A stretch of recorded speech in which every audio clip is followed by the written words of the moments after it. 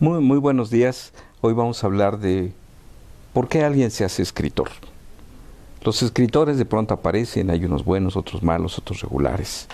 Pero, en fin, yo creo que cada persona que finalmente llega a la escritura llega por diversos caminos.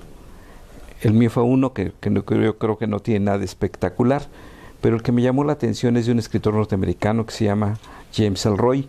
Él es escritor de novela negra, de novela policíaca, de novela que trata de la parte más desagradable, podríamos decir, de una sociedad, de los asesinatos, de la locura que existe en la humanidad.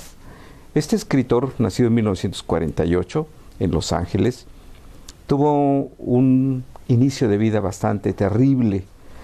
Sus padres se separan y cuando él tenía alrededor de 10 años, su madre es asesinada. Un asesinato que jamás llegó a resolverse, y creo que este fue el punto de entrada para este mundo.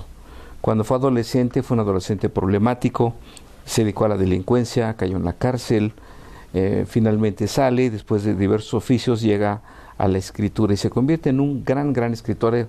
Ha escrito una gran cantidad de libros, dos de los suyos han llegado al cine, uno es L.A. Confidential y el otro es La Dalia Negra. La Dalia Negra, al parecer, es una de sus mejores novelas que ha escrito. De todo este arsenal, y es un escritor que recién empecé a leer, llegado por el camino del cine, L.A. Confidential es una película que me gustó mucho, y al saber quién era el autor, encontré en la Comercial Mexicana, por cierto, sin hacer ningún comercial a esta tienda de autoservicio, encontré libros de la autoría que empezaron a sacar muchos, a un precio realmente risible. Me puse a comprar algunos de estos libros, a leerlos, y fui descubriendo un autor muy interesante, un autor que disecciona esta parte negra de la sociedad norteamericana y la expone su locura, su terrible locura.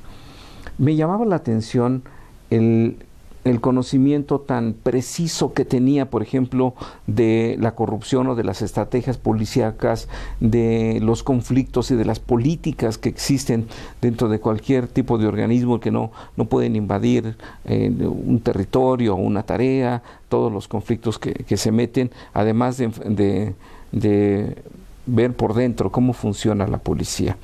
Por otro lado, novelas como El asesino de la carretera, donde él se mete a la mente del asesino y nos va diciendo cómo es su trayectoria, las pesadillas, las alucinaciones y toda esta locura que lo lleva a hacer ese desastre, este personaje. Eso me llevó a investigar un poco de su vida y me di cuenta que puede escribir con esta facilidad gracias al enorme conocimiento que tiene. Pero la pregunta del inicio no la he respondido. ¿Por qué alguien se hace escritor?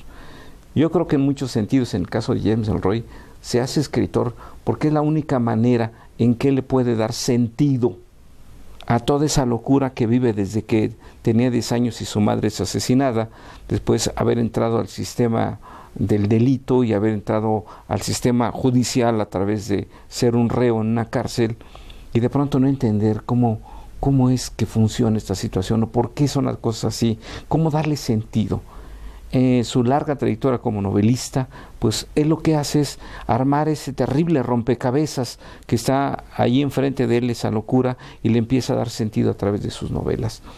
Si algo nos deja en claro este novelista es como si nos presentara una radiografía de esta enfermedad, y a partir de ese diagnóstico podemos tomar una solución. Y yo creo que la literatura en muchos sentidos es eso, es un diagnóstico social.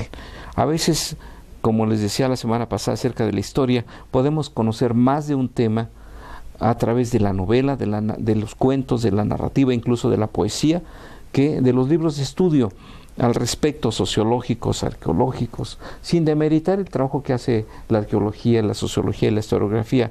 Pero el novelista tiene esa facultad de penetrar al fenómeno humano y exponerlo desde adentro y darle sentido. James Ellroy entonces se convierte en un radiólogo, podríamos decir, un radiólogo social de la enfermedad norteamericana que de alguna forma nos ha llegado, y ahora estamos inmersos en una locura de este tipo. Yo les recomendaría pues que busquen sus libros, que vean sus películas, L.A. Confidential y La Dalia Negra, y ahorita en este momento yo estoy en la mente del asesino a través de este libro que se llama El asesino de la carretera. Este es mi comentario para esta semana. Muchísimas gracias. Soy Jeremías Ramírez.